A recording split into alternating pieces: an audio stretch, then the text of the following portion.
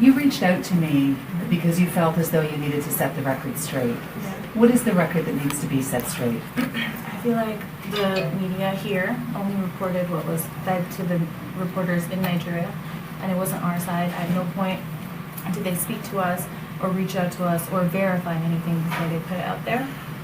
Most of it was false. Even up till now, not anyone in the Nigerian media has tried to contact us for our side of the story because they only report what they're paid to report, pretty much. And they didn't post the court documents. The other day we made an official statement on our blog with all of the court documents, and they didn't bother reposting it because it has Femi's name and pictures and things like that. So they don't report that because they know they're going to get into trouble. The media is controlled there. So you really went to town on me on social media. I thought it was quite clever, Avery Haines. I have to give you credit for that. I thought it was clever. Saying that I hadn't reached out to you and that I hadn't tried to contact you. I did. I phoned your phone number a bunch of times. All of that is obviously off. We didn't have any phones or Right. anything like that So while to- we were there. right. So to be fair on that, but on a broader picture, the court documents we did publish, Yeah. and the court documents made allegations against you. Whether We they're did publish them when? yeah, well, early on. Those were the undertakings. They're not stamped by a court. They're not court documents. But they were the allegations against you. They were made by a Nigerian citizen. He's not immigration. He can't tell us not to come into the country. They were written by someone, signed in our hotel room. There was no police officer or lawyer present. So Under they're invisible. intimidation and Yeah. threats. So They threatened us if we don't do that or do the video apology that we're going to be put into a cell separately, not together, and we won't be able to go home. But the Nigerian police did interview you. They questioned us, yes. And were charges laid? At the time, we never saw a charge sheet. We were arrested without any paperwork. Even up until the point we were taken to court, we never saw a single document with our name on it. so we were questioned December 14th. They took us in. That's the night, the 8 hours we spent in the cell. They let us go the morning of December 15th. Ever since then, we've been in a hotel room near the airport. We were never in jail beyond that holding cell. We were never detained or charged with anything. The first time we saw, the court date was on the 23rd. Yeah. And the first time we saw the court documents was on December 28th or 29th, when we had to pay to get them. So you did have a court appearance. Yes. And what happened at that court appearance?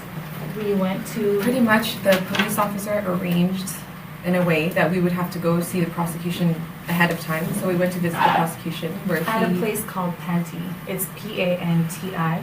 It's an old, what is it, where the legal offices are, you can Google No, it. there used to be a police station there. I don't know if there still is, but it has nothing to do with that. So It was the just officer arranged for us to meet the prosecutor before we went to court to bribe him to not oppose bail.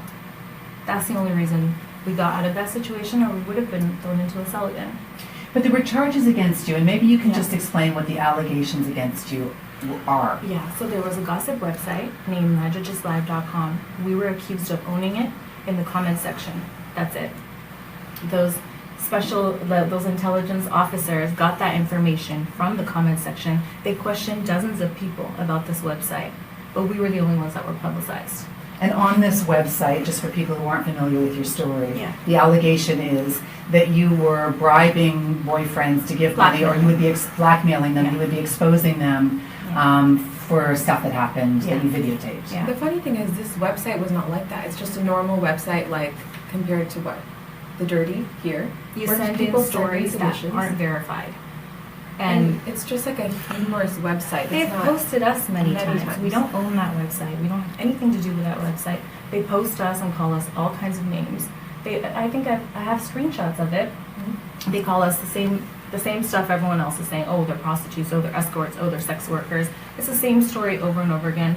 One time we were on a British Airways flight. They took a picture of us saying we're running out of Nigeria because somebody tried to fight us. Just anyone can send in any story there. What do you do for a living? She's a chef. We work together, and I have a blog.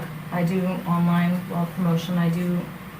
I'm into fashion and travel. I do collaborations. so our lifestyle blog is pretty much composed of everything Yeah, with that. everything so it has is food on on there. it, travel. We do a lot of collaborations, promotions, and we do buying for one of our friends' store. But you understand, and there's no moral judgment in this, but the lifestyle that you lead is it's for everyone to see on your Instagram account. Yeah. And how is that lifestyle supported? The first time I went to Nigeria, I was dating a billionaire. We dated for 4 years. He wanted to get married. I don't hide that. He took care of me. He told me not to work because I was traveling with him all the time.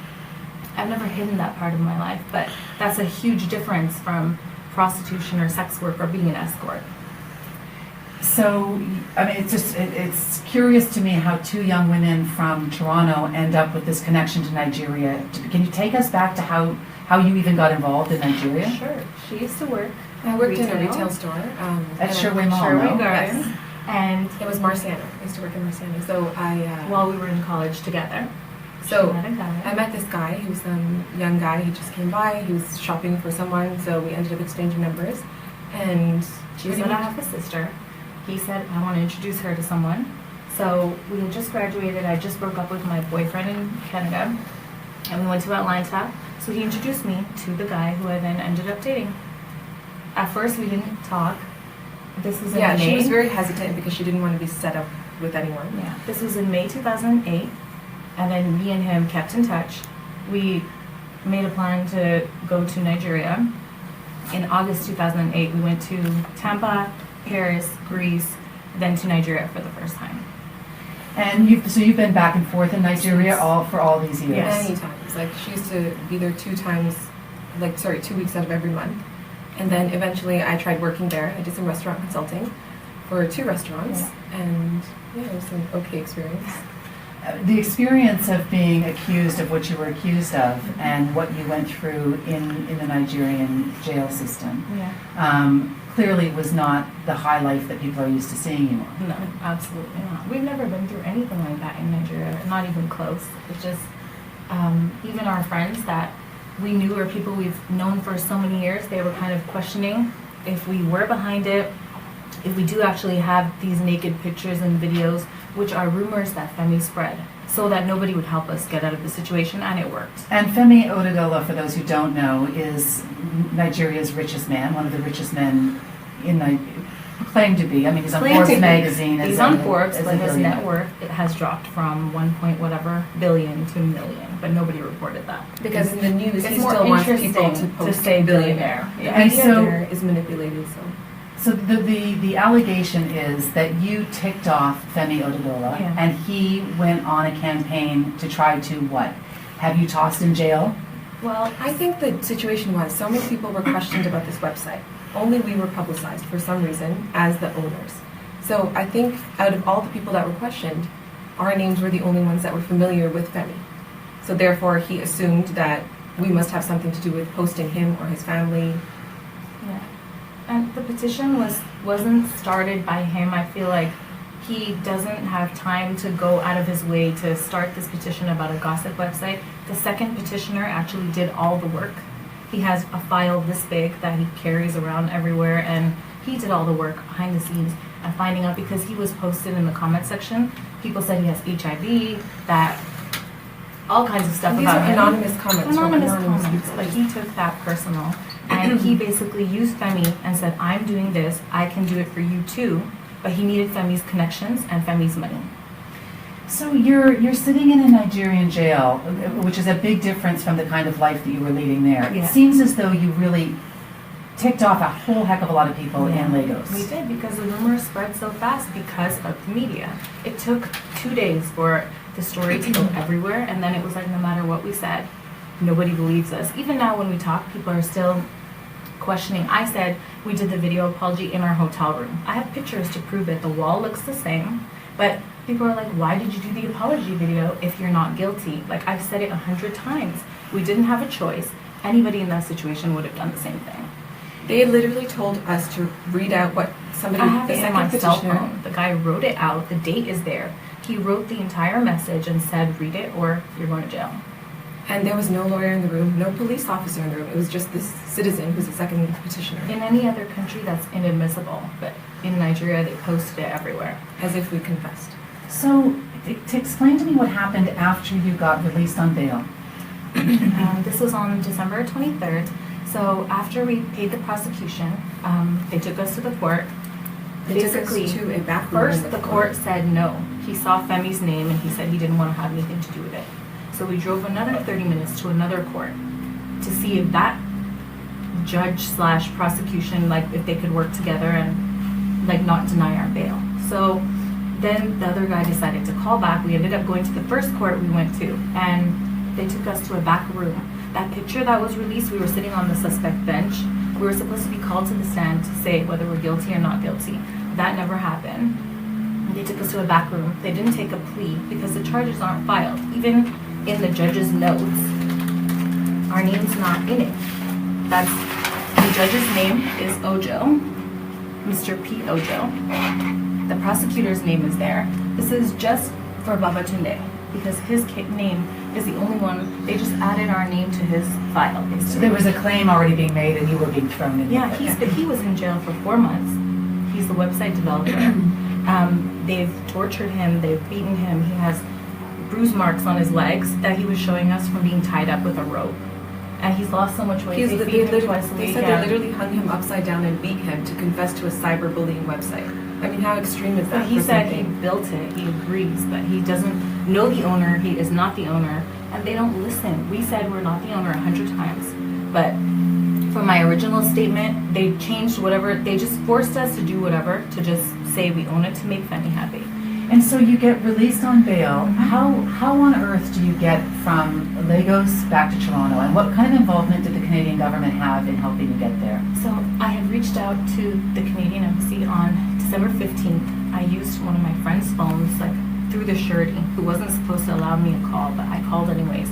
The only thing the embassy did was tell me that all they can do, if there's a case pending, because they can't interfere with local law if you're charged with something, that they can only send me a list of lawyers. I told them I don't have a cell phone. Where would I get this list of lawyers from? So that was attempt 1. Attempt 2 was the day before court. I had researched that the embassy can't do anything if we're officially charged.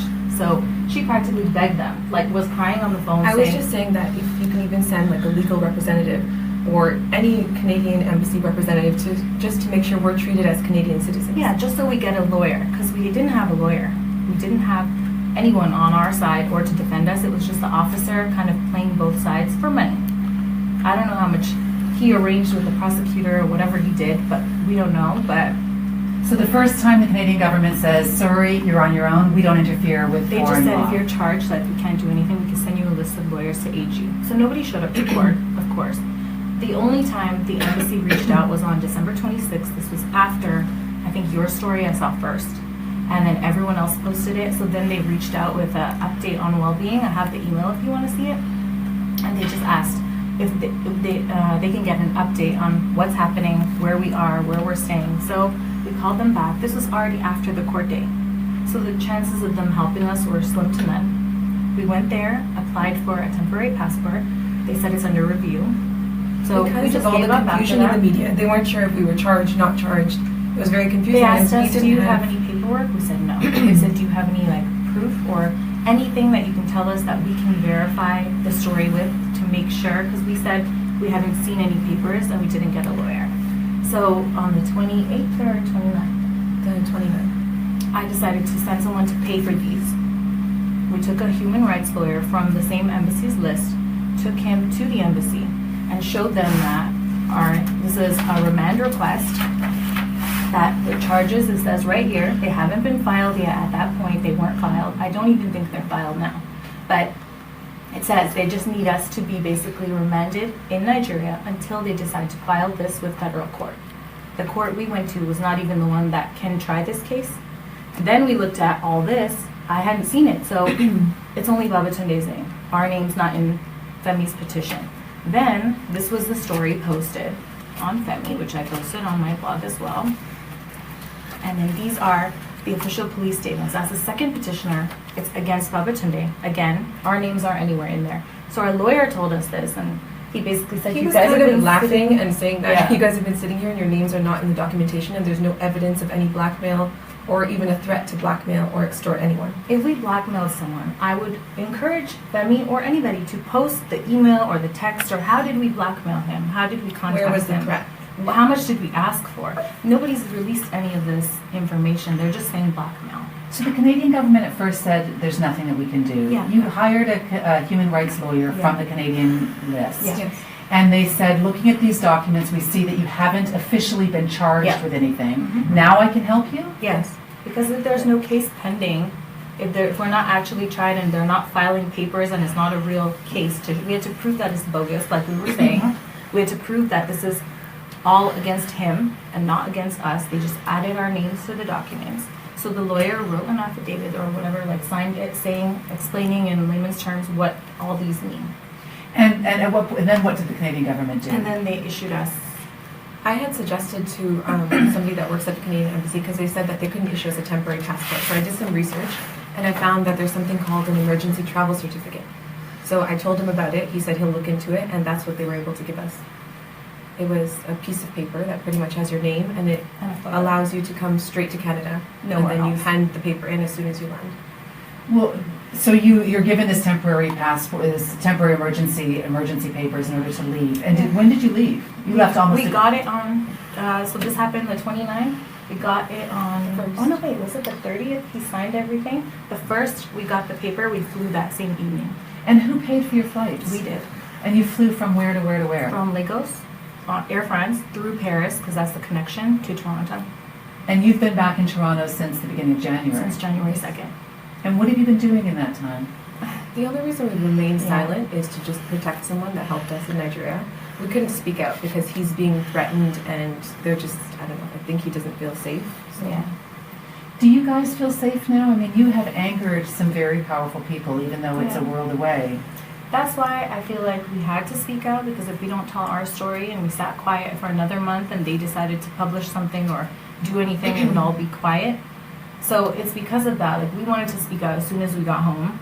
I wanted to call you like as soon as we got home, Yeah, but we were gonna. everyone advised against it. Our Canadian lawyer, we took the documents to him as well, just to make sure that in the future they can't like get Interpol involved or something. And he was just laughing like, "There's nothing in here. There's your Even name's now, not in we've here." been receiving threats that what they're planning to do is go to the court, forge documents, which is very possible in Nigeria because it's very corrupt. So they're planning to forge documents and put together something to go to Interpol to issue a red notice. So for that's us. why we posted everything we have, just in case they tamper with anything. We gave a copy to our lawyer, just to make sure. I listed even on my Instagram that the court 36 documents are pages. 36 pages. This is what's on each of them, just in case they add anything to the file. So you're concerned that someone back in Nigeria could be making steps so that your travel anywhere could be an issue because Yeah. you'd be on Interpol. I don't think it's possible. I don't it's think very so. far It's very to far-fetched, try but to you take never know. these bogus documents with no evidence of anything to just. But if you go back to Nigeria, We won't ever go back It's to not safe. Nigeria. but if you did go back to Nigeria, there is still a case pending against Yeah, you. they would throw us in jail. They wouldn't even take us to court. They don't want to take us to court. Femi can't come to court, which is why he's never showed up to any court date.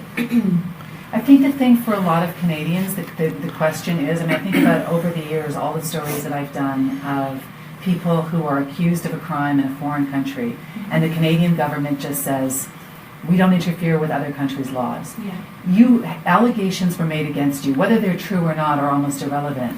And the Canadian government did, in this case, interfere. I mean, they essentially got you out, Yeah. so you didn't face another country's justice system. I think they saved us because there was one woman at the embassy. If it wasn't for her, I don't think we would have gotten out. She sympathized with the entire story. I told her everything from beginning to end. And she understood how corrupt the system is, that a man with money can take you to court and do whatever he wants in Nigeria because it's possible there. And even still, even if there was an actual case pending, legally the court should be the one that holds our passports or anything else. A police officer is still holding our passports on the command of this assistant commissioner who is working for Femi.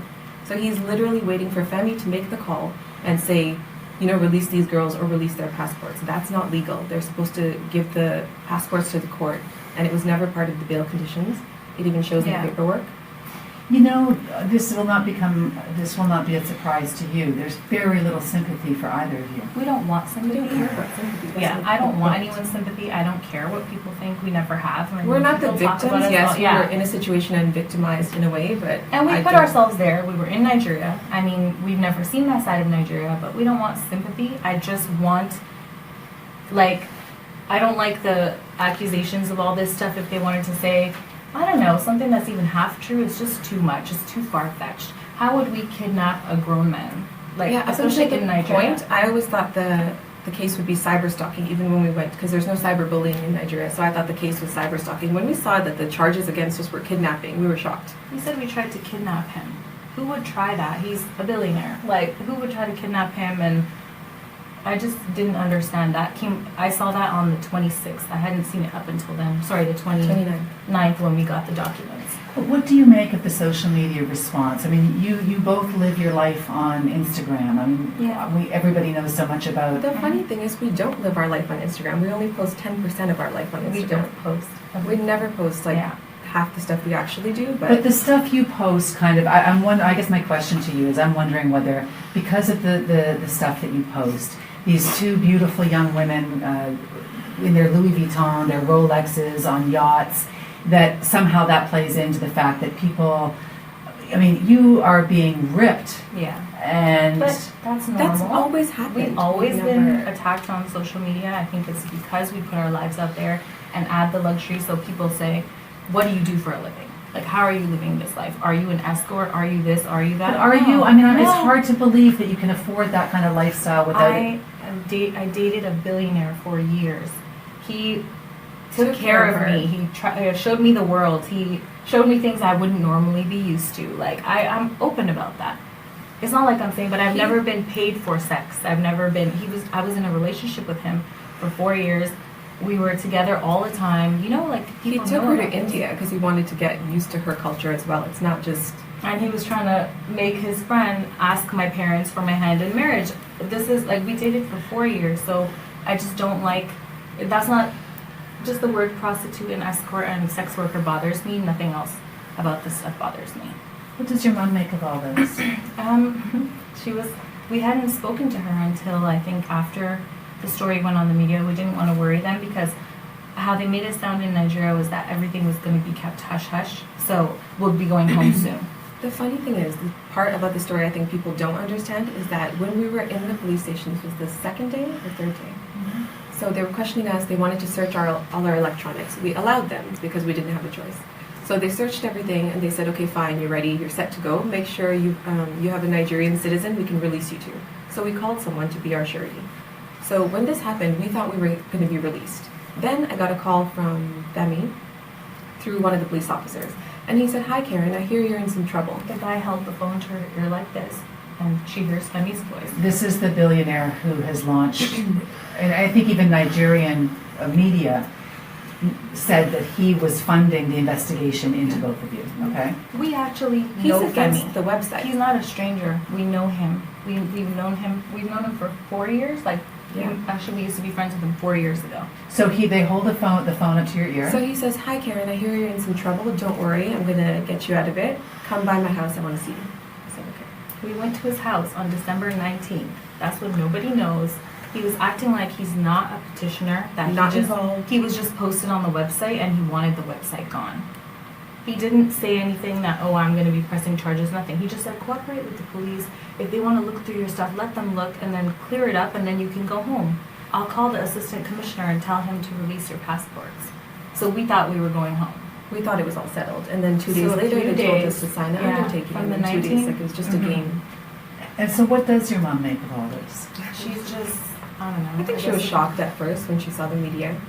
And She thought we were in jail and, like, you know, she was reading all this stuff and of course she was upset by it, but I have to say, I think there were a lot of people who thought in those moments when you sort of disappeared. yeah. You didn't make your court appearance. Mhm. A lot of people thought you just ticked off one person too many and that for maybe sure. you were dead. If we had stayed there any longer, I think we would be. I think if the embassy didn't help us and we didn't get out, we probably would be. so after we were released, we thought we were ready to go home. So they said, the police officer came and said, pretty much you can't go back to your hotel, it's not safe. And he said, you're going under police protection. We didn't understand what was going on. So he told us a few days later that pretty much there's a bunch of these men assumed that we were the website owners The ones because of posted on the website, they're not petitioners, that they were Okay. posted on it for having infidelities or they write any story about them. It's not verified. It might not be true, it might be true, but So they assumed that we were the owners just because what was posted on the media. Right away, they put ransoms on our heads, saying that pretty much, what would they say to the police officer? That they want to get us out of police protection on the way to the airport to deal with us themselves. Or And they this is wanted people to, like, we don't know. beat Like us random up or- people that were saying Yeah. that we'll offer 10 million naira if you tell us when these girls are going to the airport so we can handle them ourselves. because they were saying we shouldn't be in jail. They should beat us up and embarrass us, like record us on camera and like embarrass us like we embarrass them. Or so all of the media saying that led to them just believing that we own the website. It was confirmed. This is kind of the crazy reality that you're faced with, that now all of a sudden you've got people who are calling for your heads, who are threatening to beat you up, who Mhm. you're in jail. Do you take any responsibility for getting yourself into that situation to begin with? But we don't own the website.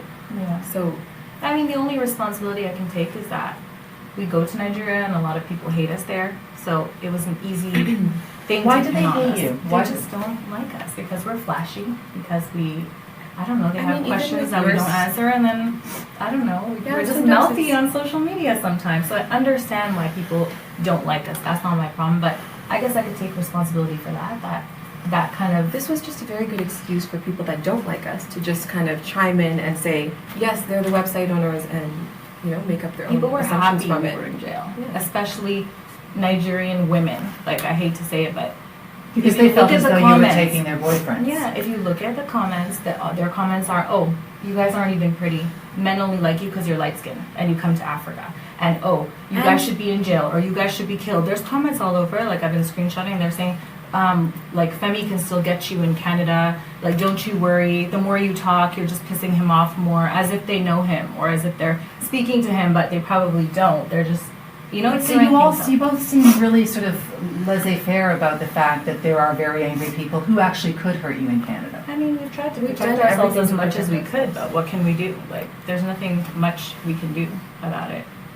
We've, At this point, I don't think it would be smart because he has become our public enemy because it's been so everyone widespread. knows about it. He would be an idiot to try anything like that. What happens with you now? I mean, how do you sort of I've seen on Instagram as well that you're back sort of posting stuff about your life here. Is your life still as high-flying? Will it continue to be the luxury Instagram, or what are you going to do with your I don't lives? think that will affect anything. I No. think it's just we wouldn't go to Nigeria. Yeah, we just wouldn't go to Nigeria. So how do you fund continuing on the flash of Instagram? But we've always been, I don't know, we've always been okay on our own.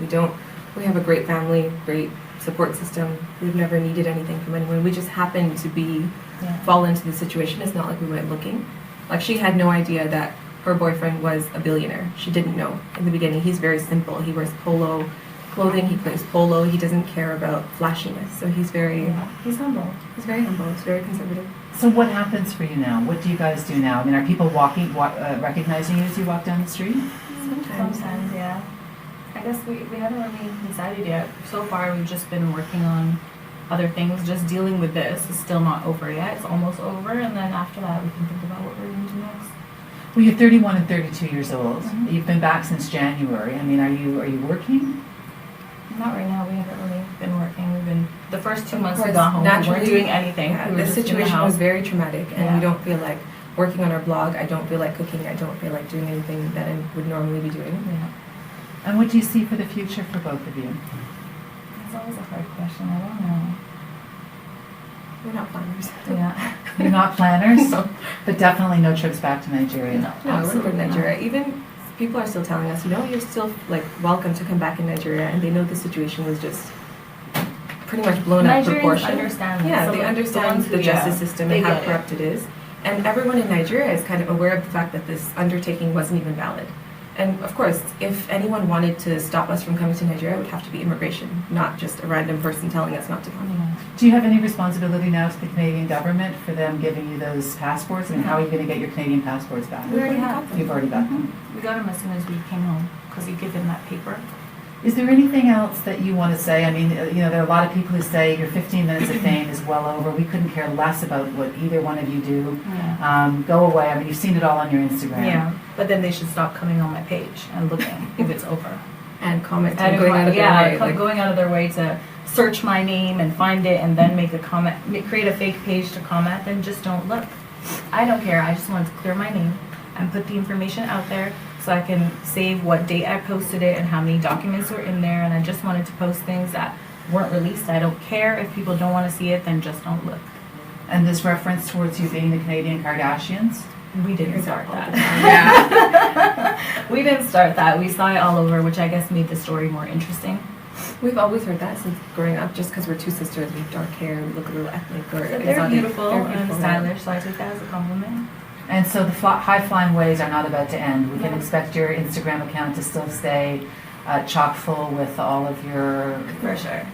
We're just going to live like we normally live. Yeah. It's not going to affect that. Yeah. I just don't like that I was slandered. It's very different. Yes, a lot of people don't like us. Maybe they think we're arrogant or flashy or whatever they don't like. It's all out of jealousy, I assume.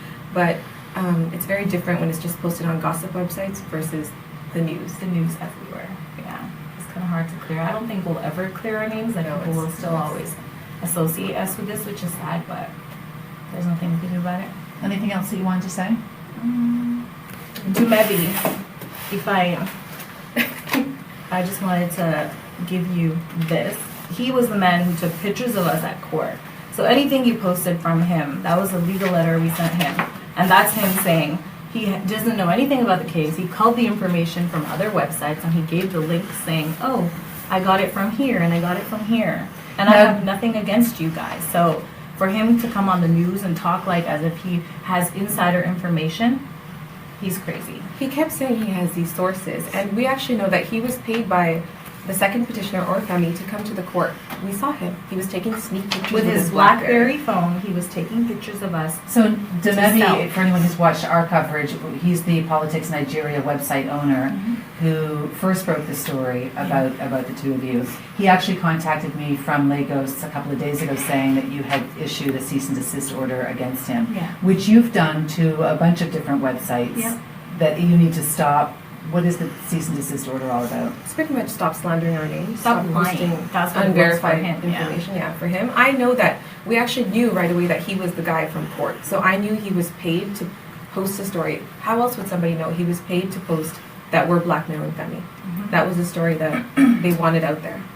It's the distinction that you might not be sort of taking into account is the fact that somebody's saying that you've been charged with something or accused of something doesn't mean that they're saying that you did it. Oh no, I don't have a problem with that, but he was saying they found videos and pictures of men having sex with them on their laptops and iPads. We didn't have an iPad, first of all. We had one laptop and two phones, which they searched, which are the same phones we have with us now. So it was things like that. That videos and pictures thing, if we had a naked video or picture of a Nigerian politician, oil and gas guy, any billionaire, we would be dead right now. Right away. Simple They as wouldn't that. even hesitate. They wouldn't bring us to court. They wouldn't keep us in a hotel room. They wouldn't do any of that. If we had any of those pictures, they take it very seriously if you try to compromise their political position. So I think it's the 2019 elections or something that people are saying we can use those pictures to like embarrass one party and make them lose. That's their bread and butter. So we wouldn't be alive right now if they did find any videos or pictures. And if we wanted to blackmail a Nigerian, we wouldn't go to Nigeria to do it. That's the stupidest thing I've ever heard. So it's comments like Dumabi's that they found videos and pictures and people have taken that as That's the true. truth. Because he keeps saying that he has inside sources with the police, even though he's never contacted anyone. I've actually asked who he's spoken to.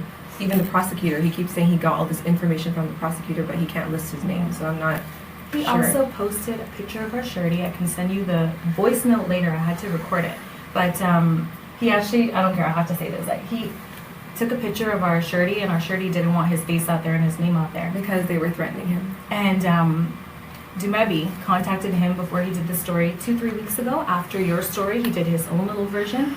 And he basically asked our surety for some money so he won't post the story, which is a normal thing in Nigeria. Now, is that not blackmail? Is that not what you guys are posting that you're fighting us against? That he's asking him, if you don't pay me, I'm going to post the story. Like, I have your picture. They want me to post. Who's they? And then, of course, I asked the surety about it, and he told me, oh my God, it's that guy who was taking pictures of you guys in court. And I didn't even know it was the same person. But This likely won't end for a very long time for either of no, you. for sure. Very confusing. And Yeah. Well, I'm grateful to you both for coming in, and as you mentioned in your email initially that you wanted to set the record straight, and I hope you feel We'll the just same. put our side out there for once, because so far it's never been anything we've said or anything that's happened to us directly from us. It's just these fabricated stories. Great, thanks so much. Thank you.